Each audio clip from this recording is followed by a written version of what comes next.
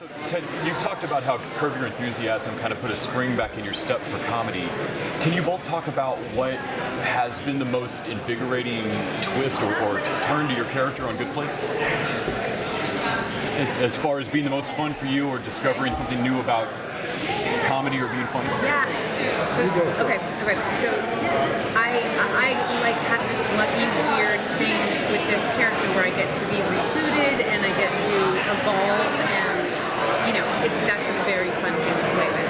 And I've never sort of lived with a character for this long, for 4 years, and it has not been boring for 1 second. Because she's constantly sort of changing, and it's been a fun sort of fine line to find the I was about to say humanity, but I guess like the groundedness and the fun. Oh, the fun. Oh, what fun. Don't we have fun? We have similar things where you get to play good Janet, bad Janet, all these different Janets, and I got to be demon trying to torture people, and now falling in love with them, wanting to be like them. We get to have this amazing heart, which is really kind of fun. And then the writers just it feels like they're just trying to give us these little fun gifts. Like, wait, I feel like I need to make sure this was last season. Yeah, so the beginning. Right? When Ted got to play Vicky wearing a Michael suit, do you remember? Yes. Things like that. Like, that's just so fun, and it's like such a gift from the writers to get to do things like that.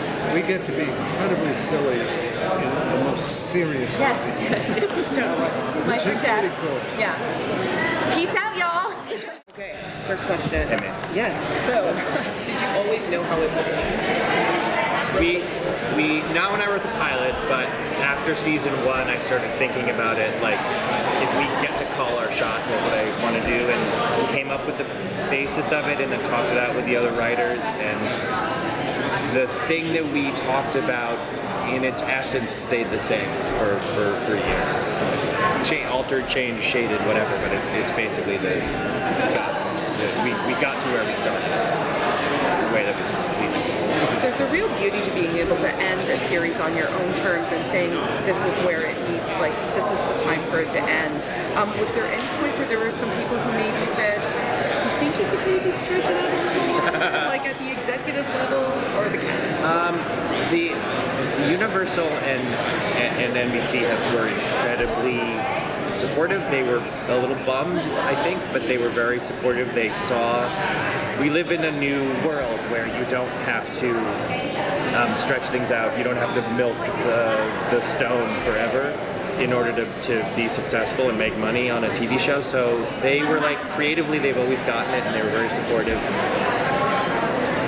The writers and the cast members at times were like, this stinks, man. I mean, I still am like this. It stinks because it's so fun, but the entire idea behind the show, in terms of the way we tell the stories, not the themes or the motifs or whatever, but the way that we tell the stories, was we're going to take the thing that you would expect will be the season 1 finale, which is Eleanor gets caught, and we're going to pull it up to episode 7. And then we're going to take the thing that might be the second season finale, which is that Eleanor realizes they're not in the good place but in the bad place. We're going to make it the season 1 finale. And we just kept tightening the shoelace over and over and over again, and that, I think, gave the show a lot of propulsion and vibrancy. Vibrancy?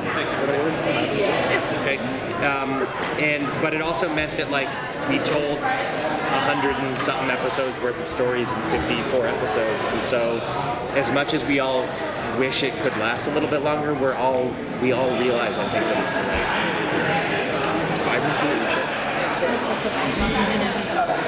The show itself is such a big concept, and I think that probably hooked all of us to start. But something that struck me immediately is what you just said, the sheer pacing of the show, where I would think, oh, this is going to agonize for 3 episodes. It's cleared up so fast. Were there particular challenges when you set about telling the crew, hey, this is how fast we're going to go, telling the actors, this is how fast we're going to move through this? There were challenges. The challenges were for the writers, because the rule of thumb was as soon as the audience feels comfortable and feels like they understand what's going to happen, we have to change it. Like, that's the only way this works. And I've said this before, but it's the weirdest analogy in the world of TV, but my guide for it was The Shield, a show I truly loved that has exactly zero spiritual or tonal overlap with our show. But I would watch that show and I would just think like, how are you gonna get out of this, man? Like, there's no way you're gonna get out of this. And they would wriggle free all the time. And they kept dropping in characters, and then Forrest Whitaker came in and they did an entire season. In like season 5 that was about the pilot, and it was just mind-blowing that they were able to, the world of the show felt so fully realized and so like thick and juicy. So that was the burden was entirely on the writing staff, and because it had to be, we had to keep changing what was happening in a way that felt consistent with the overall tone of the show, but also genuinely surprising. Like, that's not easy to do, and so I asked an awful lot of them, and they did an awful good job. I'm very happy that they were there with me, because this is not a show that you can that one person can plot out.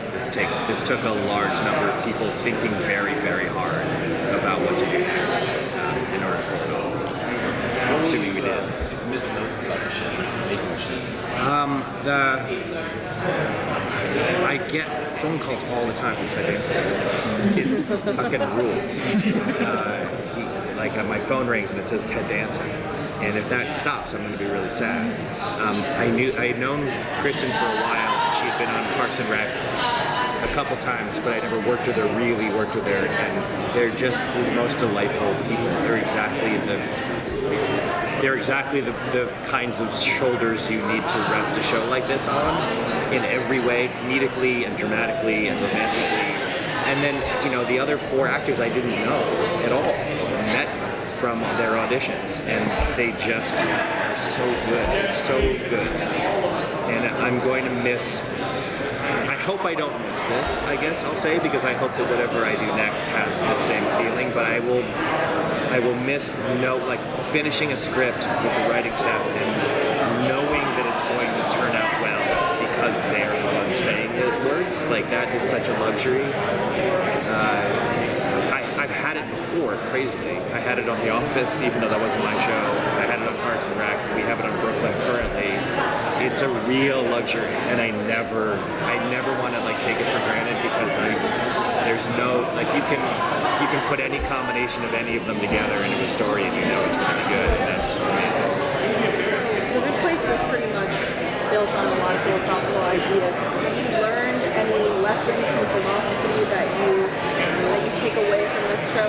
Oh, so many. I mean, I've forgotten 50 of them, and I was like, I got to remember this, and then it's gone. I think that what the research that I did, and that the writing staff did, and that everybody did, and with the help of actual professors who actually understand this stuff, it gave me, the thing I loved most about it was it gave me a way to, a scaffolding where I think everyone has his or her own thoughts about what makes a good person or a bad person, and doing the show has lent me the vocabulary to be able to actually discuss it intelligently, or to say this is why I don't think this is the right decision for you to make. That's amazing. I highly recommend it, and you can get to that point literally by reading a bunch of Wikipedia articles. But that has been incredible, just to understand the sort of groups, the basic groups of thinkers and how they approach the universe, and to be able to articulate, even at a cocktail party level, what they meant is amazing. Okay? It's been really great, and I'm retroactively grateful to myself that I did this show, because I didn't know that was what was going to happen, but that has happened, and now I think about my actions in a completely different way. And if I'm trying to get away with something, there's a couple moments in the show where Eleanor usually tries to get away with something, and then Chidi usually is like, no, you can't do that, and here's why. And now I've become my own Chidi, where I'm like, you're just trying to justifying it that way. So that's great, and it makes you kind of annoying, it can make you annoying, because you can't just observe an interaction without processing it and thinking about why it's good or bad. But I think I'd rather be a little bit annoying and know what I'm talking about than ignorant. I think that's a good rule of thumb. judge. Ignorance is worse than mild annoyance. All right, so tell us all the secrets. Okay, good. So, the whole thing's a lie. Nothing is real. The show hasn't started yet. The series ends with a shot, just a shot. The series ends with a shot of Sean walking normally away from camera, and then I develop a limp. It's like the opposite of The Usual Suspects. That's not true. Don't print them. Don't print them. I could explain to you word for word everything that happens in season 4, and it wouldn't make any sense. Like, just like everything in the show, it shouldn't work. It shouldn't exist. This is a half-hour sitcom, but I think, what? This is a terrible idea, and somehow it works. All of the various hell tortures throughout the show have cracked me up. Torturing William Shakespeare. By describing the plot to Entourage? Yes. What's been your personal favorite thing that you've got to do to the cast as Sean? Well, the person, it's a ridiculous situation to be able to get a script the night before a table read or whenever, and thumb through it and go like, oh, I can't wait to say these words. And the bit that Morgan Sackett pitched me of when I'm sitting at my desk and I'm sort of on a Skype call with Michael, and Sean believes that he invented penis bees.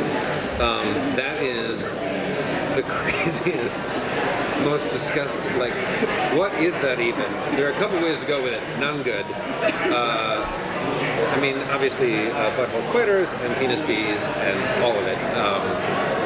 You get these scripts and can't wait to get to work the next day to go say this out loud in front of people and put it on camera. I mean, penis bees is the answer to the question. Penis bees is the answer to most questions. Every question. Yeah, I mean, most questions. Yeah. Hi, last question. You're gonna miss season 5. But That's a mistake. You may be watching it wrong. no, but I think we're also gonna really miss the podcast. Oh, thank you very much for knowing about the Good Place, the podcast. I love that so much. It's a ton more work than I ever thought it was going to be. I read that New York Times article the other day going like, I could feel that. I thought I'd watch an episode of television and then chat with my friends, and that's about 6 minutes of the 45 it's meant to be. It's so gratifying to get to play with and chat with people at the top of their game, of all departments, and Mike Schur is a best idea wins guy, and so it doesn't matter what department has the idea. It doesn't matter if it's somebody that's at the top of their career or new to set. He listens, as was said in the panel today. Like, he empowers everybody to reach and to strive, and it's been a real lesson in humanity to host this podcast and get to talk with all these people. Thank you for having any idea about the podcast. How was the panel? It was good. It was. I mean, obviously we're a comedy show and we like to fool around, but at the end it really got me. I started to I'm not crying. You're crying. What is that onion smell I smell? I was like, I started tearing a little bit and kind of foreshadowing what's to come, I think. Yeah. Jason was immediately the funniest thing on the show to me. Oh, thank you. But everybody's grown so much across the show. Can you talk a bit about what you found in the character and what's deepened and changed for you in playing Jason? I mean, I think a big part of that is thanks to Mike and the writers. They're very much, I think what makes them different from other comedies is that it's not about the jokes. They really are finding the characters, what their motivations are, and especially they give them a well-rounded arc a lot of the times. If you notice Mike's work, in Parks and Rec or in The Office, there are a bunch of, some of them are jerks, some of them are pretentious, but a lot of them all the time have heart. And I think at the end of the day, that's kind of what Mike's go-to is to give these characters heart. And as we go through season 1, 2, 3, 4, all these relationships and all the emotions to come out, and I think that's what we all look forward to each season, is exploring kind of not just the jokes and getting to tell these jokes, but also the emotional relationship between all these characters, and I think that's kind of what makes it such a well-rounded cast and show. Yeah. So it's something special. Yeah. How would you say, I mean, you're known for kind of cracking everyone up on the set, but you've also been a part of some really emotional, like, melancholy arcs in the series. So what can you talk about, like, learning to balance between the two, between, like, cracking everyone up and then, you know, having to go to this really serious, deep place? For sure. No, I remember starting out and especially in the first season, it's like there's a rhythm to comedy and to the joke, and it's like 1-2 punchline, and that's kind of like what I had my basis as when I started out. And then when I started working with Mike, he's like, you know, that's great, that rhythm is perfect, that timing is nice, but remember to always be truthful. That is the biggest thing in comedy. If people can suss that out right away, if it's not true, you can say the joke and it can be a laugh, but I think what's more important is for the joke to have truth. Yeah. Hi, I'm so sorry. Last question. Do you ever get questions from people from Jacksonville about your portrayal of their fine city? Not so much questions, but a lot of like, that's awesome, like Jacksonville represent, Duval. Yeah, a lot of that on social media. And whenever I run into somebody from Jacksonville, I'm just like, I ask them right away, like, how was that portrayal? Like, is that okay with you guys? They're like, no, that's so cool, man. Represent for us. And I'm just like, it's all love, really, and it's super special. Thank you so much. Thank you.